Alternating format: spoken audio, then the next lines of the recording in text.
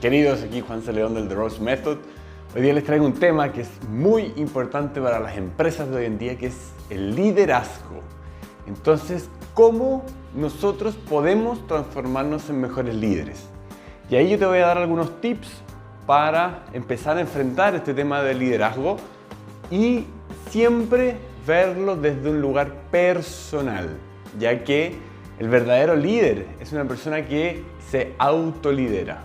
Es imposible liderar a nadie si es que primero nosotros no tenemos un autoliderazgo. Entonces, ¿en qué consiste ese autoliderazgo? Es lo que te voy a contar hoy. La primera parte del autoliderazgo tiene que ver con la inteligencia emocional. Nosotros, para entender a otros, tenemos que entendernos a nosotros mismos, especialmente el plano emocional, que es el plano en que más se generan conflictos dentro de la empresa. No solo dentro de la empresa, sino en realidad en todo tipo de relaciones humanas. Si nosotros no sabemos el estado emocional del otro, es porque no sabemos cuál es el estado emocional personal. Entonces, cuando nosotros observamos las emociones, podemos darles una etiqueta, ¿cierto? Entonces, por ejemplo, estoy sintiendo que me están sudando las manos, ¿cierto? Estoy sintiendo ciertos tiritones en el cuerpo físico, ¿cierto? Y ahí yo puedo identificar que esa emoción que estoy sintiendo, por ejemplo, es nerviosismo, por ejemplo. Estoy nervioso, estoy ansioso porque, por ejemplo, voy a hacer una presentación en el lugar de trabajo o algo así. Entonces, o por ejemplo, si estoy con una sensación en la guata, ¿cierto? Quizás estoy entusiasmado porque se viene alguna actividad interesante. Entonces, la inteligencia emocional significa observar nuestras sensaciones fisiológicas, o sea, parar de pensar unos instantes, observar y contemplar el cuerpo físico, ¿cierto? Y sus sensaciones, qué tan rápida está la respiración, por ejemplo, cómo se están sintiendo las distintas partes del cuerpo. Hay emociones que se sienten más en el estómago, otras que se sienten más en el pecho, otras que se sienten en la garganta, ¿cierto? Cuando se hace un nudo en la garganta, por ejemplo. Todas esas son señales de que hay una emoción manifestándose en el plano fisiológico, ¿ya? Y todas esas son señales que nos permiten a nosotros interpretar qué es lo que estamos sintiendo. Una vez que nosotros podemos interpretar correctamente esa emoción, nosotros le damos un nombre y eso es lo que nosotros llamamos de sentimiento. Entonces, la primera habilidad de un líder es tener inteligencia emocional, pero primero con uno mismo, ¿cierto? Porque la inteligencia emocional parte con uno mismo.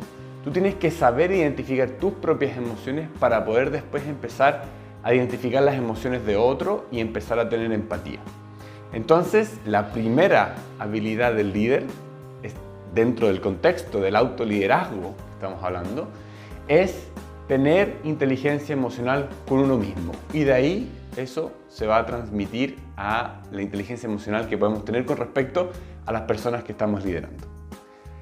La segunda habilidad del líder, muy importante, es la comunicación.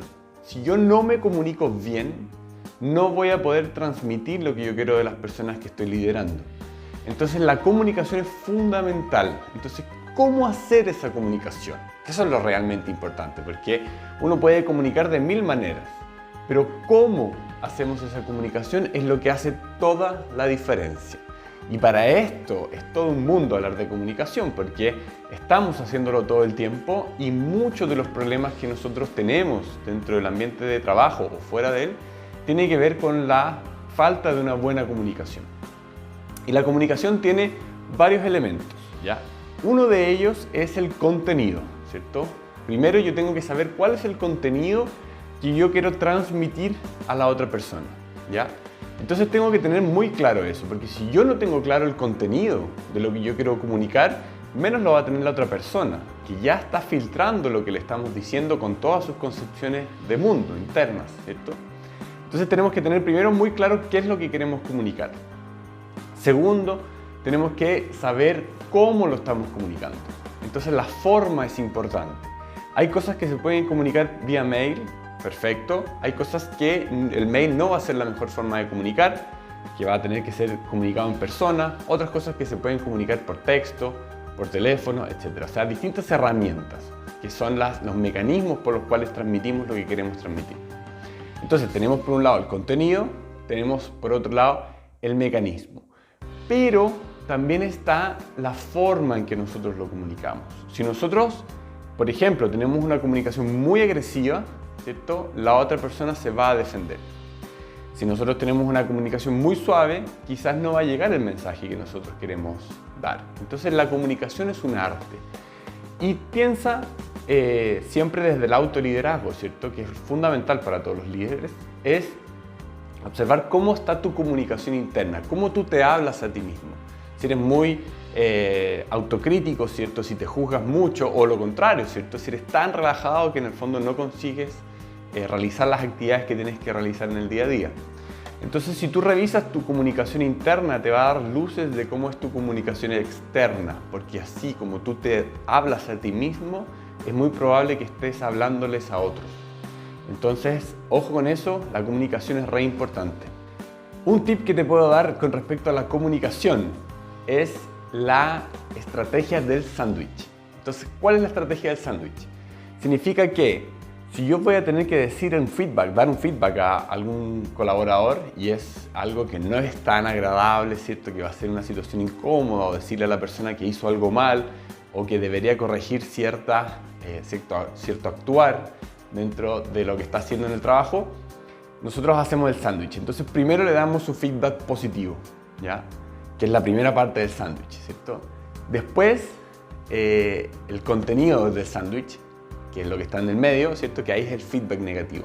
Y después cerramos con algo positivo. Y por eso se llama sándwich, porque viene una parte positiva, la parte negativa en el fondo, que es el feedback, y después cerramos con una parte positiva. ¿Qué es lo que ocurre en esa situación?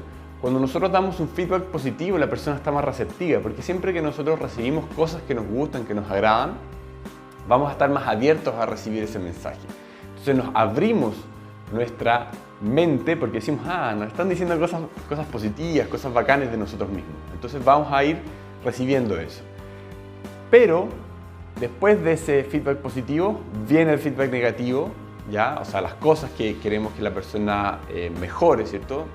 No hay que interpretar negativo como algo pesado, feo, sino simplemente algo que queremos que la persona corrija, ¿cierto? Que la persona puede interpretar como algo malo, puede sentirse mal. Entonces la persona ya está abierta con el primer feedback positivo y recibe el feedback negativo de mejor manera, y después cerramos con algo positivo para que no quede esa sensación como de que hay un atrito, ¿cierto? Que hay un roce que se mantenga en el tiempo. Entonces abrimos bien, cerramos bien para que no hayan problemas personales entre las personas que se están dando el feedback, y es una mejor estrategia para que las personas se vayan corrigiendo en las distintas actividades de la empresa. Una tercera habilidad del líder, muy importante, es tener conciencia de que la diversidad enriquece. Muchas veces nosotros cuando tenemos que contratar gente o trabajar con personas, elegimos personas que son iguales a nosotros. Y en realidad esa no es la mejor estrategia, porque la persona que es igual a nosotros va a hacer las cosas de la misma manera, o va a hacer cosas que nosotros ya estamos haciendo, ¿ya? Entonces, importante para la riqueza de los emprendimientos que estamos realizando, o sea lo que sea que estemos haciendo, es importante que tengamos esa capacidad de trabajar con gente diversa nosotros.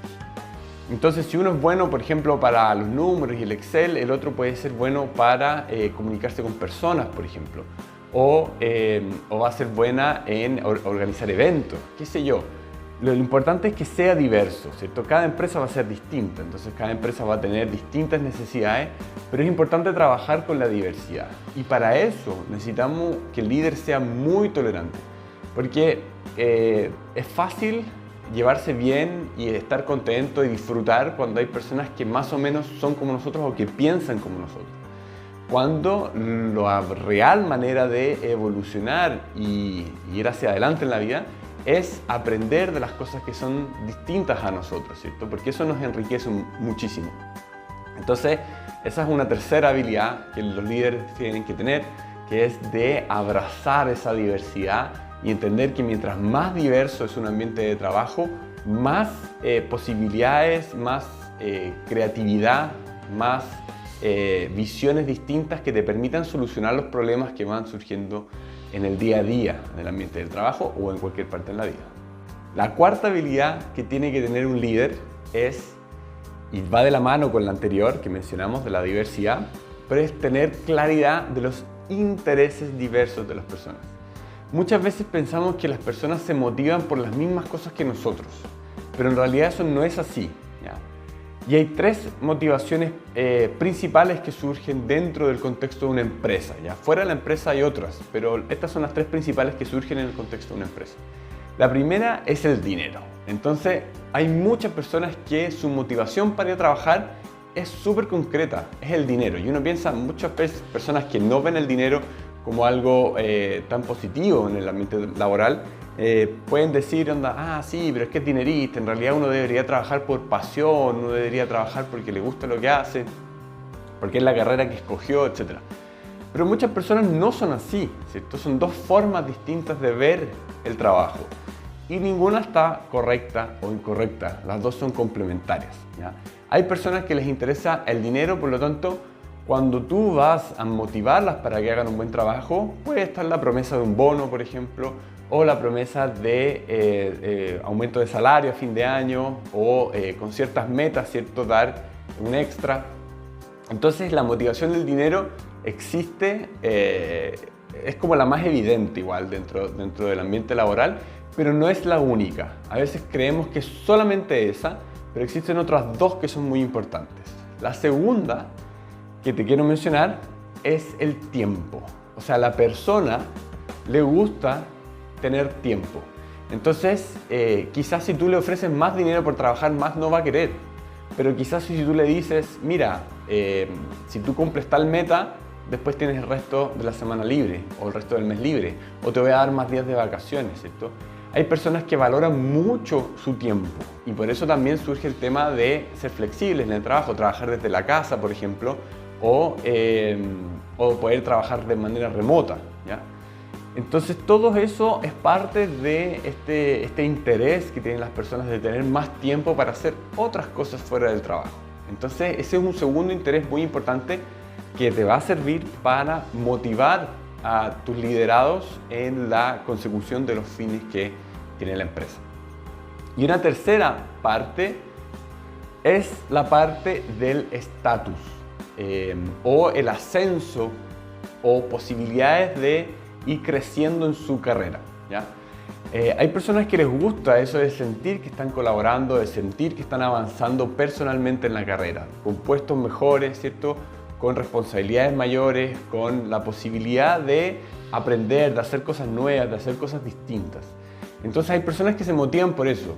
Y si no les damos eso, ¿cierto? Si es que solamente los incentivamos con dinero o con tiempo, no van a estar satisfechas. Van a necesitar que les den las posibilidades de ascender, de tomar más responsabilidad, de transformarse ellos mismos en líderes, por ejemplo. Y es muy importante tener conciencia de eso. Y una vez que vamos sabiendo más o menos cuáles son los intereses de nuestros liderados, vamos a poder direccionar mejor tanto nuestra comunicación como transmitir los objetivos de la empresa, dándole a cada persona lo que realmente quiere. Todo esto es fundamental, son habilidades fundamentales de los líderes, ¿ya? Y te aseguro que si lo aplicas como líder de tu trabajo, de tu empresa, incluso de tu propia vida o tus propias relaciones fuera del trabajo, vas a ver que tu vida va a mejorar un montón. Así que te dejo esa información. Si te gusta este contenido más de empresa, deja un comentario y te mando un abrazo. Nos vemos en el próximo video.